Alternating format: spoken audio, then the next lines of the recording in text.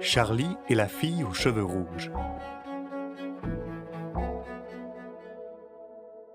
Depuis qu'il était tout petit, Charlie se demandait pourquoi il était là.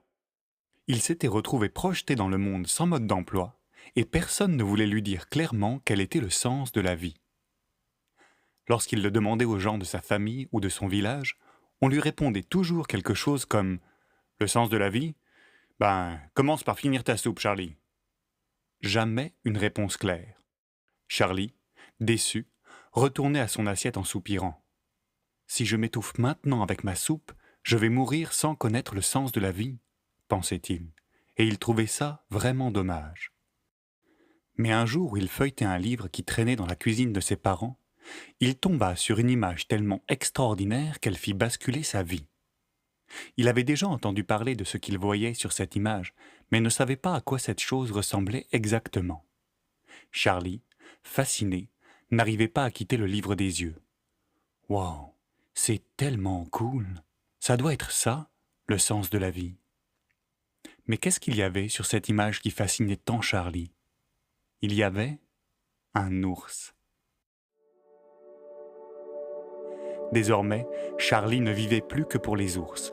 Il apprenait tout ce qu'il pouvait à leur sujet et en parlait aux gens de son village. Il tentait même d'imiter les ours pour les comprendre, avec sa tête mais aussi avec son cœur. Le soir, dans son lit, il espérait secrètement devenir un ours pour pouvoir rejoindre, un jour, le grand pays des ours. Mais autour de lui, personne n'avait l'air de comprendre pourquoi les ours étaient si cool. Alors que le sens de la vie était à portée de leurs mains, les gens préféraient l'ignorer. Souvent, on lui disait « Hé, mon petit gars, y a pas que les ours dans la vie. » Mais Charlie ne comprenait pas. Si la vie, c'est pas que les ours, c'est quoi d'autre alors?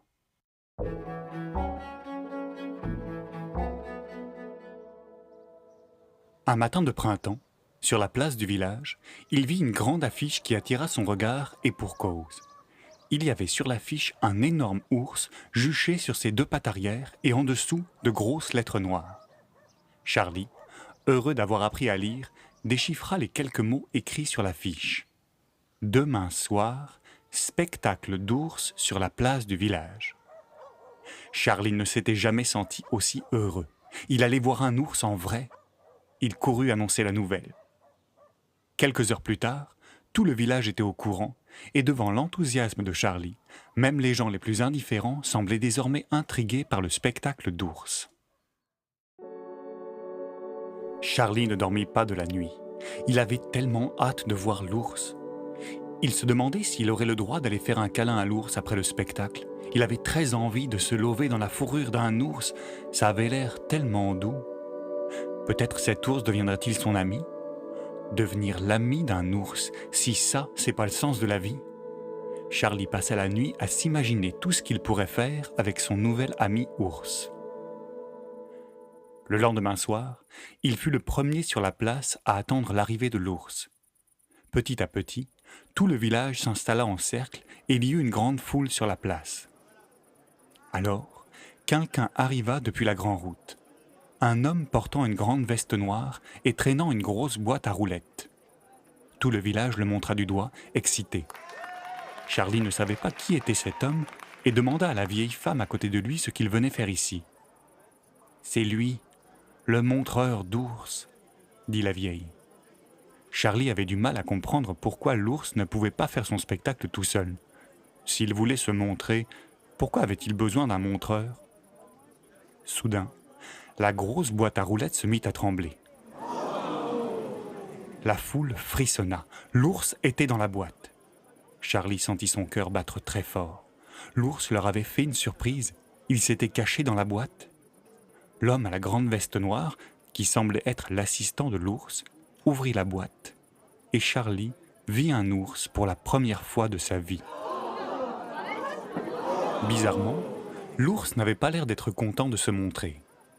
Il sortit de la boîte d'un pas lourd, les yeux remplis de tristesse. Guidé par son assistant, qui l'aidait en tirant sur une chaîne accrochée à son cou, il se dressa sur ses deux pattes arrière et fouetta l'air avec ses pattes avant en grognant. Le village applaudit à tout rompre. Mais Charlie avait du mal à partager le bonheur des autres. Il ne pouvait pas être heureux face à un ours triste. Alors que l'ours, aidé par son assistant, enchaînait les tours sous les exclamations de la foule, Charlie se sentait de plus en plus triste. « Je suis le seul qui comprend vraiment les ours, » se dit-il. « Je vois bien que cet ours voudrait être ailleurs. Mais pourquoi venait-il se montrer au village alors ?»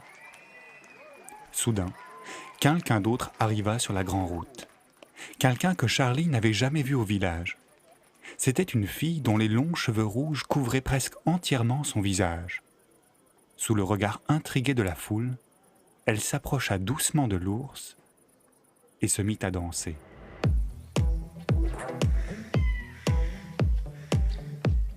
Charlie vit soudain un éclair de joie traverser les yeux de l'ours. Se remettant sur ses quatre pattes, l'ours regarda la fille aux cheveux rouges danser. Charlie sentit que quelque chose s'apaisait. L'assistant semblait fâché que l'ours s'intéresse à autre chose que lui. Il ordonna à la fille aux cheveux rouges d'arrêter de danser. Le village avait l'air d'accord avec lui. Les gens voulaient voir l'ours, pas la fille. Mais Charlie, voyant l'ours heureux pour la première fois depuis le début du spectacle, se leva dans la foule et s'écria de sa petite voix « Laissez-la danser !» Surpris, le public et l'assistant se turent et laissèrent la fille danser. Alors, l'ours se mit à bouger maladroitement sur le rythme joyeux des cheveux rouges de la fille. À part Charlie, personne dans la foule ne semblait comprendre la beauté de la chose. C'était une danse bancale et vaporeuse, un peu comme la texture des rêves. L'ours jeta un regard à Charlie, qui eut l'impression que l'animal lui souriait. Soudain, alors que personne ne s'y attendait, la fille aux cheveux rouges arracha la chaîne des mains de l'assistant et se mit à courir vers la forêt en entraînant l'ours avec elle. L'assistant cria et partit en trombe à leur poursuite, sa grande veste noire virevoltant derrière lui. Le village le suivit, mécontent d'être privé de spectacle, mais l'ours et la fille avaient déjà disparu dans les bois, dans un grand éclair rouge. Alors, tout le village fut très fâché contre Charlie. On l'accusa d'avoir aidé la fille aux cheveux rouges à kidnapper l'ours. Charlie se sentait très mal à l'aise. Il se défendait tant bien que mal, désolé de ne pas avoir compris les mauvaises intentions de cette fille et s'excusant platement d'avoir gâché le spectacle. Mais au fond de lui, il n'arrivait pas à en vouloir à la fille aux cheveux rouges. Il était persuadé qu'elle avait rendu l'ours heureux. Charlie ne dormait plus la nuit. Il repensait à la danse de cette fille, à sa grâce et à sa violence. Il ne l'avait dit à personne, mais Charlie la trouvait vraiment cool, elle aussi. Quelque chose lui disait que pour faire ce qu'elle avait fait, elle devait savoir, elle, quel était le sens de la vie. Mais kidnapper un ours, ça ne pouvait pas vraiment être ça, le sens de la vie. Charlie ne comprenait plus rien. Un grand doute s'installa en lui. Il ne savait plus pourquoi il était là, dans le monde. Quel était donc le sens de tout ça ?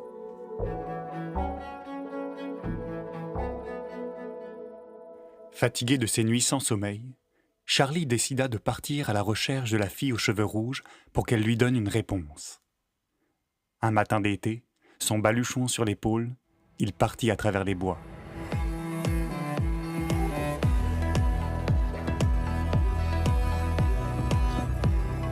Le soleil ne s'était pas encore levé, mais Charlie était déjà loin. Il avait traversé la forêt, où l'ours et la fille avaient disparu, et grimpé à présent vers les montagnes. La sueur coulait sur son front. Il avançait, un pied devant l'autre, sur un sentier escarpé. Où allait-il ? Il ne le savait pas, mais marchait droit devant lui, guidé par le hasard du vent.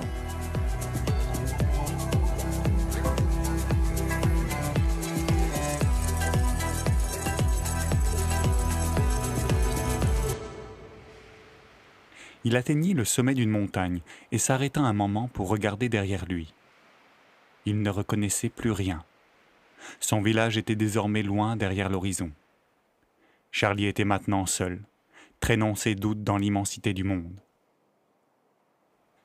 Soudain, Charlie sentit une présence derrière lui. Il se retourna et tomba nez à nez avec un ours. Et pas n'importe quel ours, celui qui avait été kidnappé par la fille aux cheveux rouges. Mal à l'aise, Charlie bafouilla en s'excusant d'avoir facilité son enlèvement, mais l'ours lui dit qu'il avait bien agi. Il expliqua à Charlie que la fille aux cheveux rouges ne l'avait pas kidnappé, mais délivré. C'était le montreur d'ours qui le gardait prisonnier. Charlie sentit une vague rouge remplir son cœur. Cette fille était tellement cool. Il demanda à l'ours si cette fille passait vraiment sa vie à libérer des ours. L'ours lui répondit que personne ne savait vraiment ce qu'elle faisait. Elle arrivait et repartait, comme le vent, dans les différentes communautés d'ours à travers les montagnes. Soudain, loin de son village et loin de la fille aux cheveux rouges, Charlie se sentit terriblement seul et se mit à pleurer. Alors, l'ours le prit dans ses bras et Charlie plongea sa petite tête dans sa fourrure. « Viens, dit l'ours, je vais te présenter aux ours de l'Est. »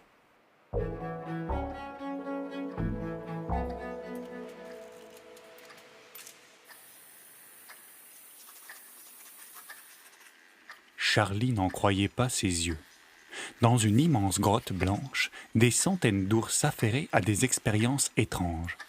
Ils taillaient des blocs de glace de différentes formes et les soumettaient à des lumières de différentes couleurs avec tout un tas d'instruments, de réflecteurs et de miroirs en tout genre. « C'est ça que font les ours libres ?» demanda Charlie. « Oui, » lui répondit son guide. « Les ours de l'Est cherchent la vérité. » Charlie ne comprenait pas. Quelle vérité ? « Nous cherchons à comprendre le monde, lui dit l'ours. En ce moment, nous nous posons toutes et tous cette grande question. Qu'est-ce que la lumière ? Veux-tu chercher avec nous ? » Un éclair de joie passa dans les yeux de Charlie. Le hasard de ses pas l'avait conduit ici, entouré d'ours cherchant la lumière. Peut-être qu'au fond, sa place était ici ? Alors, pendant des mois, Charlie resta avec les ours de l'Est à faire des expériences. Les ours lui dirent tout ce qu'ils savaient sur la lumière et tout ce qu'ils cherchaient encore à découvrir. Charlie se sentait comme un aventurier, à essayer et essayer encore pour résoudre les énigmes cachées de la lumière. Au début, dans l'excitation des recherches, Charlie était très enthousiaste. Mais au bout de quelque temps, il sentit la lassitude monter en lui. Les expériences prenaient beaucoup de temps et ne donnaient pas souvent des résultats. Un soir, triste de n'avoir encore rien trouvé, il demanda à l'un des plus vieux ours de la communauté. « Mais dans le fond, pourquoi vouloir comprendre la lumière ? » ?»« Pourquoi pas ?» lui répondit le vieil ours. « N'est-ce pas beau de vouloir découvrir les mystères du monde ?» Charlie ne sut pas quoi répondre. Alors l'ours lui chuchota à l'oreille.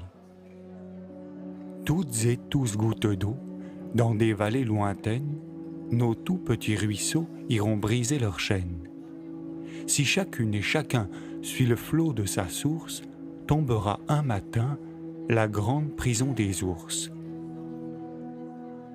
Charlie regarda l'ours, émerveillé par ces mots qu'il n'était pas sûr de comprendre.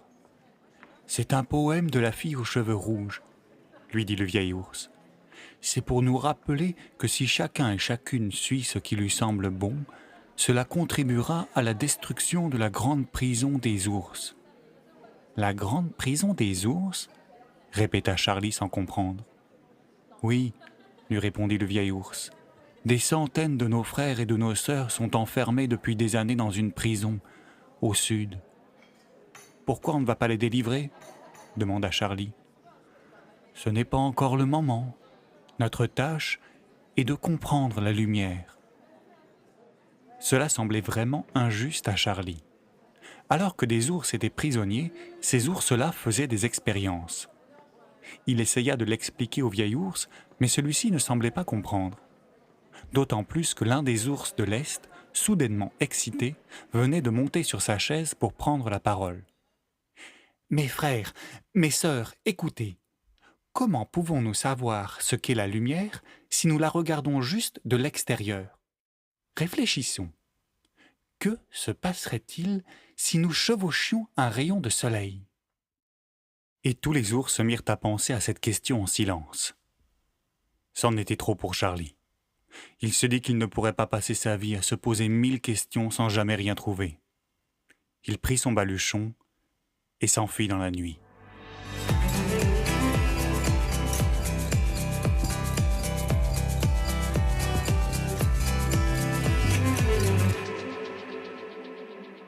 Charlie marcha toute la nuit et tout le jour suivant sans s'arrêter. Il traversa des vallées, des plaines et des ruisseaux. Quand le soleil tomba derrière la montagne, il s'écroula près d'une rivière, mort de fatigue, et s'endormit aussitôt. Au matin, il sentit les premiers rayons du soleil lui lécher doucement le visage, et il ouvrit les yeux. Devant lui, un ours énorme se tenait sur ses pattes arrière, la gueule ouverte et le poing levé. Charlie, apeuré, ferma les yeux puis les rouvrit pour voir s'il ne rêvait pas. Il ne rêvait pas, mais en le regardant mieux, ce n'était pas un ours, c'était une sculpture d'ours. « T'as pas vraiment eu peur, hein ?» dit une voix derrière lui. Charlie se retourna brusquement. Une vieille ours le regardait, un sourire triste aux lèvres. « J'ai essayé de travailler la courbe des bras pour le rendre plus grand que nature, mais la glaise est dure à façonner. » Charlie se leva et félicita la vieille ours pour sa sculpture de glaise. Celle-ci le prit dans ses bras et lui dit « Bienvenue, mon petit gars. Viens, je vais te présenter aux ours de l'Ouest. »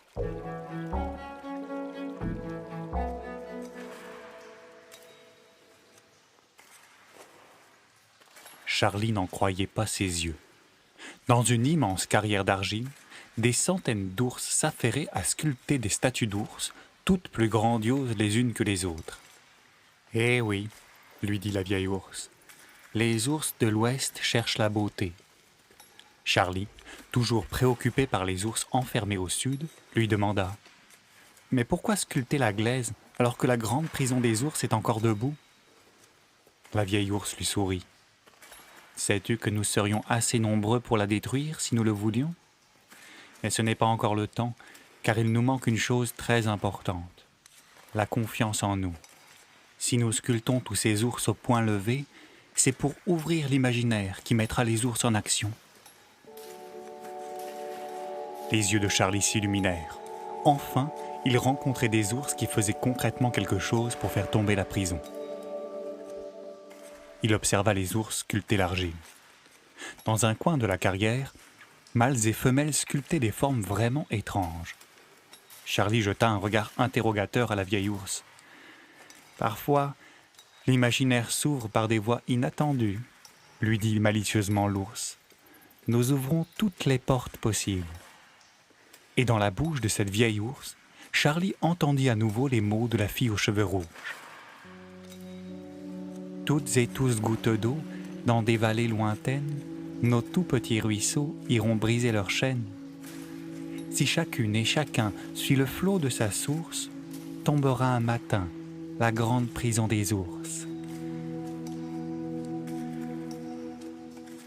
Alors, Charlie décida de plonger dans la recherche de la beauté avec les ours de l'Ouest. Pendant quelques mois, il travailla la glaise, apprit à créer des ours au point levé et d'autres formes bizarres. Il pensait qu'ouvrir l'imaginaire des ours grâce à la beauté était la meilleure manière de les mettre en mouvement pour qu'un jour tombe la grande prison des ours. Mais au bout de quelque temps, il sentit la lassitude monter en lui. Il avait l'impression que tout cela ne menait finalement à rien. Les ours de l'Ouest préféraient imaginer les choses plutôt que de les concrétiser. Lorsque Charlie essayait de parler d'action à ces ours, ils ne semblaient pas vraiment comprendre et retourner à leur sculpture.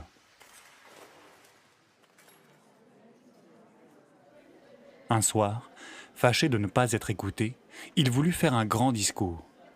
Pendant le repas, il monta sur sa chaise pour s'adresser aux ours qui se tournèrent vers lui. Mais Charlie n'eut pas le temps de dire un seul mot, car au même moment, une jeune ours arriva en courant et hurla « Regardez, j'ai mélangé du sable à l'argile. Regardez ce que ça fait. C'est beaucoup plus solide. » Les ours hurlèrent de joie et coururent vers leur sculpture pour essayer ce nouveau matériau. C'en était trop pour Charlie. Il se dit que le sens de la vie, ça ne pouvait pas être juste rêver d'un monde qui n'adviendrait jamais. Il prit son baluchon et s'enfuit dans la nuit.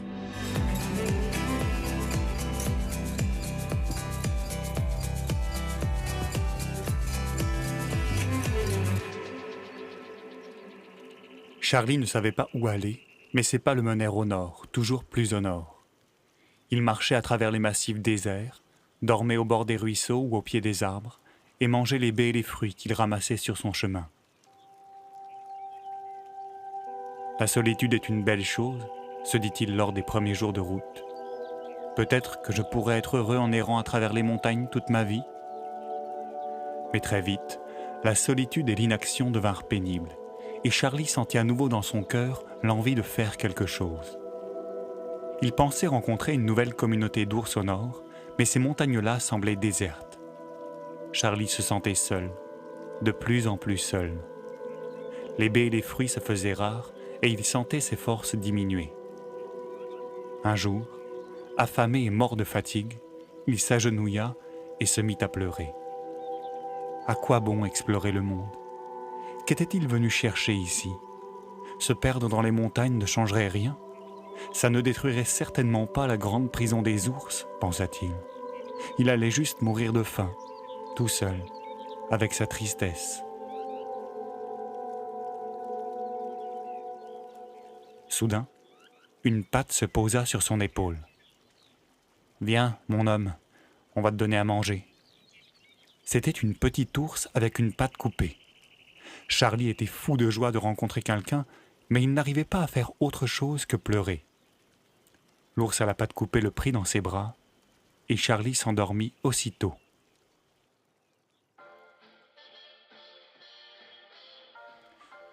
Lorsqu'il se réveilla, un bol de soupe fumante était posé devant lui. Il prit une cuillère et sentit une chaleur réconfortante envahir doucement son corps. « Tu es bien Charlie, n'est-ce pas ?» dit une voix. Levant la tête, Charlie vit que 3 jeunes et ravissantes ours le regardaient en souriant, dont celle à la patte coupée. « Comment connaissez-vous mon nom ?» balbutia Charlie. « La fille aux cheveux rouges est passée nous voir.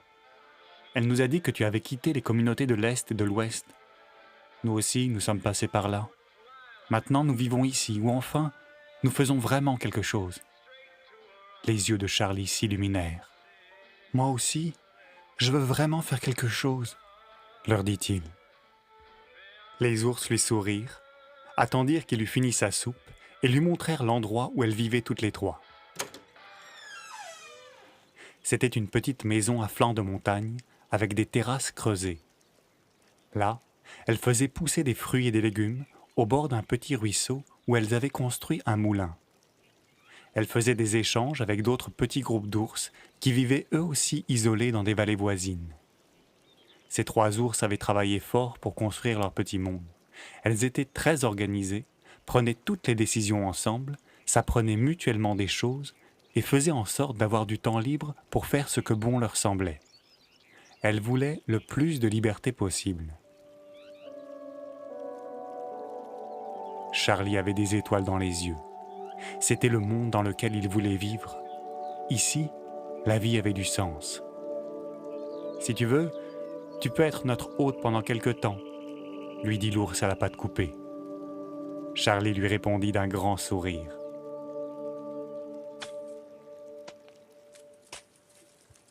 Alors, pendant quelques semaines, Charlie vécut avec les 3 ours dans la petite maison à flanc de montagne.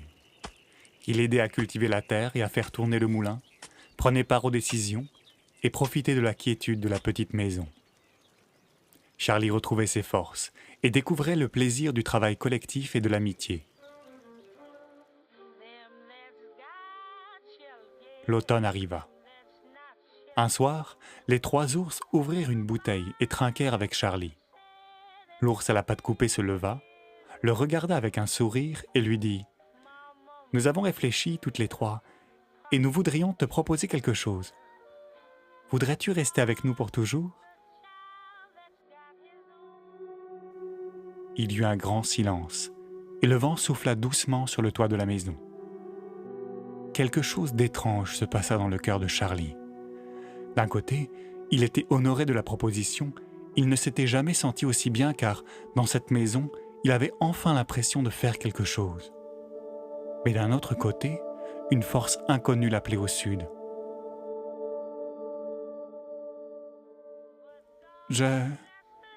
J'aimerais beaucoup, dit Charlie, mais je pense que tout le monde devrait pouvoir avoir ma chance. Avant que je m'installe ici, il faudrait détruire la grande prison des ours. Les 3 ours se regardèrent, l'air gênés. L'ours à la patte coupée dit doucement à Charlie : « Nous aussi, nous aimerions la faire tomber, mais ça n'arrivera jamais. Nous ne serons jamais assez nombreuses, ce n'est pas les quelques ours du Nord qui pourront faire quoi que ce soit pour cette prison. Et les communautés de l'Est et de l'Ouest se trouveront toujours des excuses pour ne pas y aller.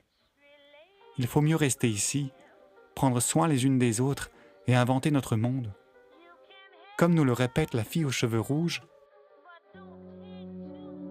toutes et tous gouttes d'eau, dans des vallées lointaines, nos tout petits ruisseaux iront briser leurs chaînes. Si chacune et chacun suit le flot de sa source, tombera un matin la grande prison des ours. » Charlie ne sut pas quoi répondre. L'ours à la patte coupée semblait avoir raison, mais quelque chose en lui le poussait à partir. Il finit son verre, sortit de la petite maison et regarda le ciel, essayant d'y trouver une réponse. Mais les étoiles n'avaient rien à lui dire. Que devait-il faire ? Quel était le sens de tout ça ? Pourquoi était-il ici, sur la terre ? Ces questions tourbillonnaient dans la tête de Charlie. Un grand vertige l'envahit. Une bourrasque de vent venue du nord le poussa dans le dos et il partit dans la nuit, oubliant son baluchon.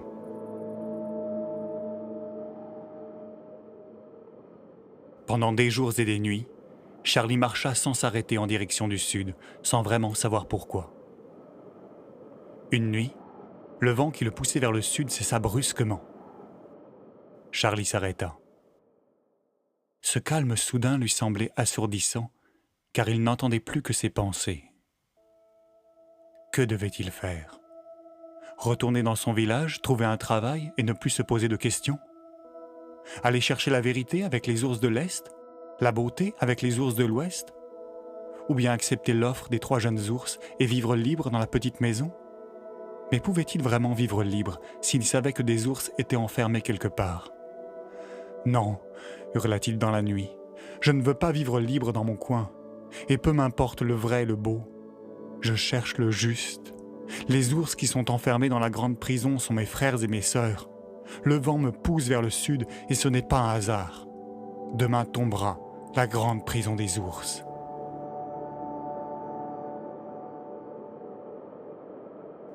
À ces mots, les 4 vents entourèrent Charlie dans un grand tourbillon avant de disparaître dans les 4 directions. Charlie poussa un grand cri et partit vers le sud, à la poursuite du vent fou.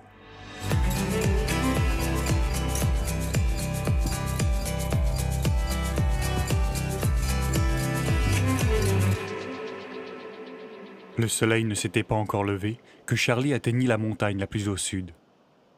Même s'il n'était jamais venu ici, il savait que derrière l'arête du sommet, il y avait cette vallée plongeant vers la mer, où se trouvait la grande prison des ours. Charlie courait toujours, déterminé, le cœur plein d'émotions confuses. Il n'avait pas trouvé le sens de la vie, mais dans son corps brûlait ce désir de justice. Toutes ces questions avaient disparu. Il ne vivait plus que pour délivrer ses frères et ses sœurs. Il passa l'arête du sommet et descendit en hurlant. Les gardiennes de la prison entendirent quelqu'un crier dans le petit matin. Elles prirent leurs fusils et se dirigèrent vers le poste de tir pour voir ce qu'il se passait. Un petit garçon descendait la vallée en courant. Les gardiennes se regardèrent en soupirant et chargèrent leurs fusils. Les ordres étaient formels. Quiconque s'approchait de la grande prison des ours devait immédiatement être abattu. Elles pointèrent leurs armes sur Charlie et commencèrent à tirer. Les balles pleuvaient autour de Charlie. Il sentait la mort s'approcher. Soudain, les questions revinrent dans sa tête. Pourquoi avait-il fait ça ? Que pouvait-il faire, seul, face à cette grande prison ? Pourquoi mourir bêtement sans changer quoi que ce soit ? Les larmes lui montèrent aux yeux, mais il continua à courir pour ne pas être touché par les tirs des gardiennes. soudain, le soleil se leva et les tirs s'arrêtèrent brusquement. Là-haut, sur le sommet de la montagne, les ours de l'Est avaient installé un système complexe de miroirs grâce auquel ils éblouissaient les gardiennes qui, aveuglées, ne pouvaient plus viser Charlie. Au même moment, dans la vallée, de grands cris résonnèrent. Le cœur de Charlie s'emplit de joie. Des milliers de silhouettes d'ours, le poing levé, entouraient la prison, guidés par les ours de l'Ouest. Derrière eux, les ours solitaires du Nord hurlaient à plein poumon leur rage de vivre. Face à cette armée inattendue, les gardiennes eurent si peur qu'elles quittèrent la prison au plus vite, partirent sur la mer et fuirent vers le large sur des petits bateaux. Les ours ne cherchèrent pas à les rattraper. Suivant Charlie, l'Ouest, l'Est et le Nord se précipitèrent vers la grande porte de la prison pour la détruire.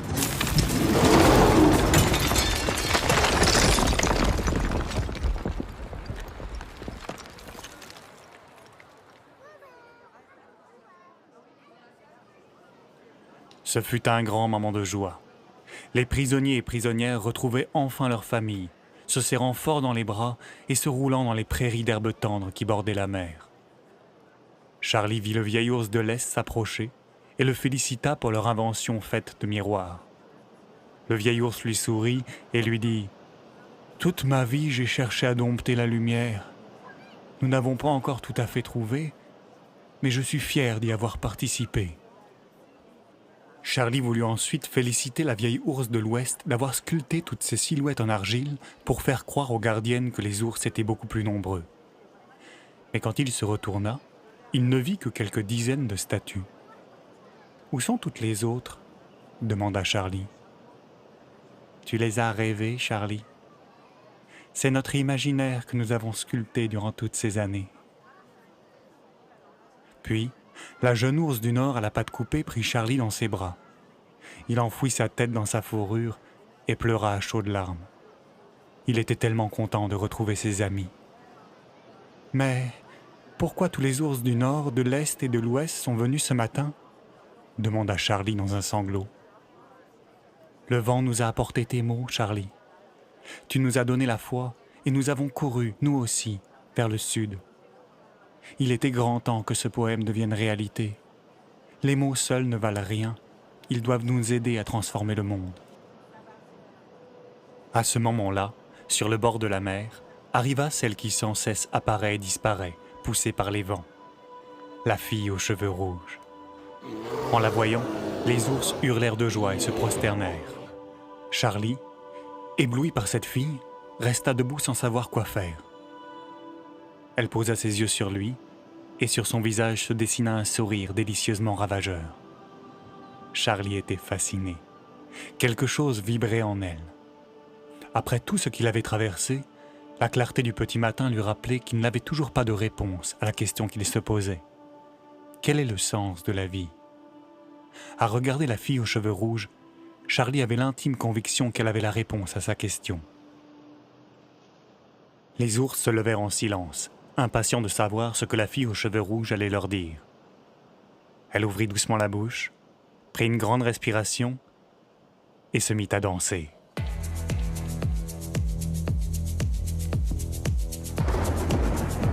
Ses mèches rouges virevoltaient joyeusement au rythme des vagues, dans un mouvement contagieux qui électrisa la vallée tout entière. Tout le monde se mit soudainement à danser, face au soleil levant. Charlie, dont le corps s'était mis à bouger, marcha vers la fille aux cheveux rouges pour avoir sa réponse. Mais en la voyant danser face à la mer, entourée d'ours dans le petit matin, Charlie comprit que dans l'immensité du monde, il était poussé par le hasard. La vie n'a aucun sens, se dit-il, et c'est formidable car on peut lui en donner un. Et à cet instant-là, pensa Charlie, le sens de la vie, c'était de danser avec cette fille aux cheveux rouges. D'ailleurs, en la regardant de près, Charlie n'était plus trop sûr si c'était une fille, ou un garçon, ou un ours, mais peu importe. Il l'aimait et voulait se noyer dans ses cheveux rouges. Dans ce matin d'automne, seul comptait la beauté et la danse. Charlie mit ses mains dans celles de son amour, heureux d'être vivant, perdu dans ce monde, poussé par le hasard du vent. Il se sentait enfin libre, et les cheveux rouges qui caressaient son visage lui promettaient des lendemains où se mêlerait le juste, le vrai, le beau, et un amour si puissant qu'il détruirait toutes les prisons du monde.